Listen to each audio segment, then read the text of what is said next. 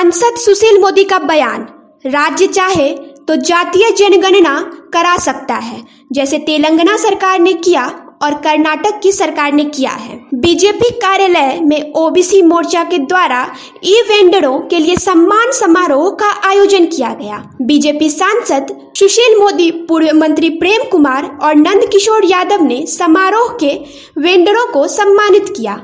सांसद सुशील मोदी ने जातीय जनगणना मामले पर हो रहे खींचतान और विपक्ष के प्रहारों पर यह बताया कि केंद्र सरकार ने सुप्रीम कोर्ट को यह बताया है कि इस बार की जनगणना डिजिटल होगा और अब इसके लिए समय नहीं बचा है, क्योंकि 3 साल पहले से तैयारी हो रही है, जिससे अंतिम समय में जातीय जनगणना संभव नहीं है। लेकिन राज्य चाहे तो जातीय जनगणना करा सकते हैं, जैसे तेलंगाना सरकार और कर्नाटक की सरकार ने किया है। नहीं, देखिए, हम लोगों ने पहले भी कहा है कि केंद्र की सरकार ने जो सुप्रीम कोर्ट में एफिडेविट फाइल किया है, वो कहा यह है कि यह व्यवहारिक नहीं कि केंद्र की सरकार इसको कराए, क्योंकि इस बार की जनगणना ये हैंड हेल्ड डिवाइस या डिजिटल तरीके से होने वाली है और जनगणना की पूरी तैयारी 3 साल पहले प्रारंभ हो जाती है। उसका मैनुअल छप चुका है, उसका जो टाइम टेबल है वो बन चुका है, ट्रेनिंग का काम प्रारंभ हो चुका है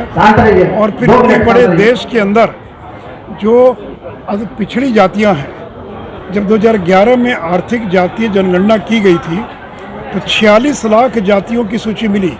46 लाख, जबकि इस देश में मुश्किल से 7-8 हज़ार जातियाँ होंगी। इसलिए केंद्र ने कहा कि जनगणना की पूरी तैयारी हो चुकी है और इस अंतिम समय में और पिछड़े वर्गों की जनगणना करना केंद्र सरकार के लिए संभव नहीं है। हाँ, लेकिन अगर कोई राज्य कराना चाहे तो करा सकता है, जैसे तेलंगाना ने कराया है। कर्नाटक में जब सिद्धारमैया की सरकार थी, उन्होंने कराया सर्वेक्षण।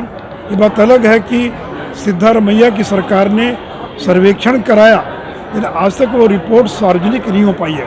उड़ीसा की सरकार भी तैयारी कर रही है। तो अगर कोई राज्य सरकार अगर कराना चाहे तो स्वतंत्र है, लेकिन केंद्र ने अपनी असमर्थता जाहिर की है। और जो राजद के लोग कहते हैं कि एक कॉलम जोड़ देना है, ये केवल एक कॉलम जोड़ने का सवाल नहीं है, ये केवल एक कॉलम जोड़ने से नहीं होगा, क्योंकि ये डिजिटल तरीके से गणना की जाने वाली है। और जैसे अनुसूचित जाति जनजाति की गणना इसलिए होती है कि लोकसभा और विधानसभाओं में जो उनको आरक्षण मिला हुआ है वो आबादी के अनुपात में, इसलिए उनका गणना करना आवश्यक है। तो इसलिए अगर कोई राज्य सरकार चाहे कराना तो स्वतंत्र हो करा सकती है, लेकिन केंद्र ने कहा कि हम जनगणना के साथ अभी कराना हमारे लिए संभव नहीं है और यही एफिडेविट उन्होंने सुप्रीम कोर्ट में फाइल किया। अगर बिहार में नीतीश सरकार